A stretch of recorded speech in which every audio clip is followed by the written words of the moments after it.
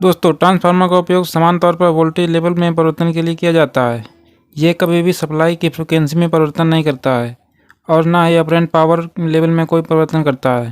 Transformer उपयोग और design के आधार पर कई प्रकार के होते हैं, जिनको कई प्रकार से बांटा जाता है। आज के इस वीडियो में हम एक एक करके सभी को समझने वाले हैं। तो चलिए शुरू करते हैं वीडियो को और समझते हैं। ट्रांसफार्मर को कई प्रकार से बांटा जा सकता है।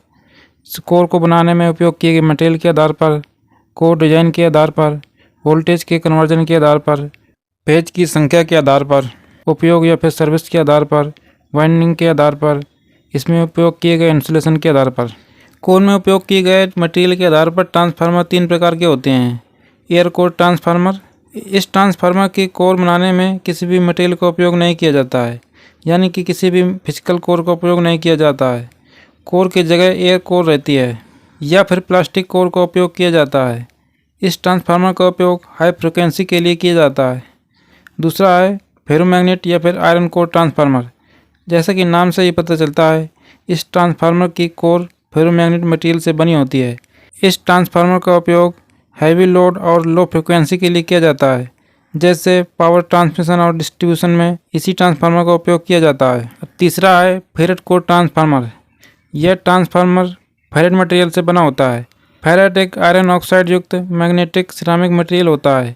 फेरेट कोर का रेजिस्टेंस बहुत हाई होता है। इसका उपयोग हाई फ्रिक्वेंसी एप्लीकेशन के लिए किया जाता है और इसकी एफिशिएंसी बहुत हाई होती है।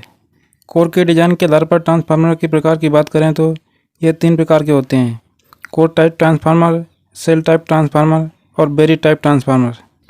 अगर आपको ट्रांसफार्मर कोर और इसके प्रकार के बारे में बहुत ही डिटेल में समझना है तो हमारा ये वीडियो देख सकते हैं, लिंक डिस्क्रिप्शन में मिल जाएगा।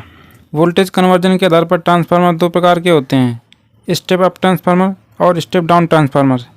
जब ट्रांसफार्मर में प्राइमरी वाइंडिंग की तुलना में सेकेंडरी वाइंडिंग में टर्न की संख्या अधिक होती है, तब यहाँ वोल्टेज बढ़ाने का काम किया जाता है। इसलिए इस ट्रांसफार्मर को स्टेप अप ट्रांसफार्मर कहते हैं। और जब ट्रांसफार्मर में प्राइमरी वाइंडिंग की तुलना में सेकेंडरी वाइंडिंग में टर्न की संख्या कम होती है, जिसके कारण यह वोल्टेज को कम करता है, इसलिए इस ट्रांसफार्मर को स्टेप डाउन ट्रांसफार्मर कहा जाता है। फेज की संख्या के आधार पर ट्रांसफार्मर 2 प्रकार के होते हैं: सिंगल फेज ट्रांसफार्मर और 3 फेज ट्रांसफार्मर।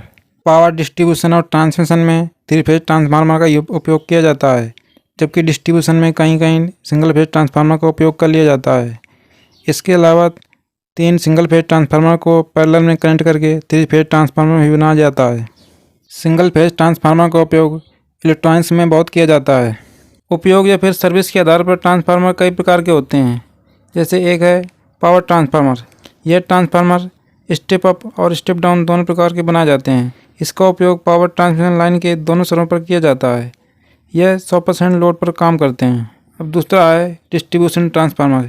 यह ट्रांसफार्मर हाई वोल्टेज को घरों में उपयोग की जाने वाले वोल्टेज लेवल पर स्टेप डाउन करता है, यानी कि यह केवल वोल्टेज को स्टेप डाउन कर सकता है।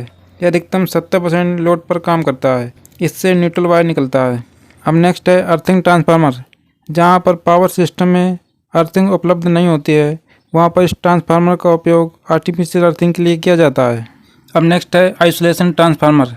इस ट्रांसफार्मर का उपयोग किसी भी डिवाइस को इलेक्ट्रिकली आइसोलेट करने के लिए उपयोग किया जाता है, जिससे बिजली के झटके से बचा जा सके। इसमें दोनों वाइंडिंग में समान टर्न होती हैं। नेक्स्ट है instrument transformer. High voltage line में वोल्टेज और करंट को सीधे लाइन में मापक यंत्र लगाकर नहीं मापा जा सकता है। हाई वोल्टेज और करंट को मापने के लिए इस ट्रांसफार्मर का उपयोग किया जाता है। यह 2 प्रकार के होते हैं: करंट ट्रांसफार्मर और पोटेंशियल ट्रांसफार्मर। हाई करंट को नापने के लिए करंट ट्रांसफार्मर का उपयोग किया जाता है, जबकि हाई वोल्टेज को मापने के लिए पोटेंशियल ट्रांसफार्मर का उपयोग किया जाता है। करंट ट्रांसफार्मर को CT और पोटेंशियल ट्रांसफार्मर को PT बोला जाता है।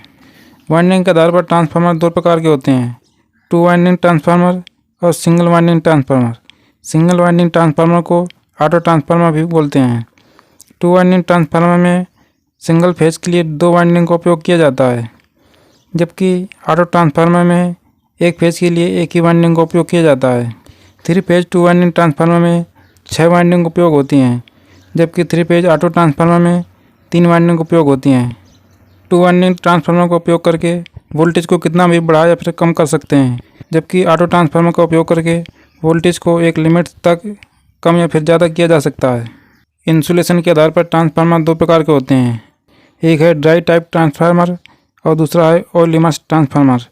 ड्राई टाइप ट्रांसफार्मर में वायरिंग को इपॉक्सी रेसिन से इंसुलेट किया जाता है, जबकि ऑयल इमर्स ट्रांसफार्मर में मिनरल ऑयल को ट्रांसफार्मर में भरा जाता है।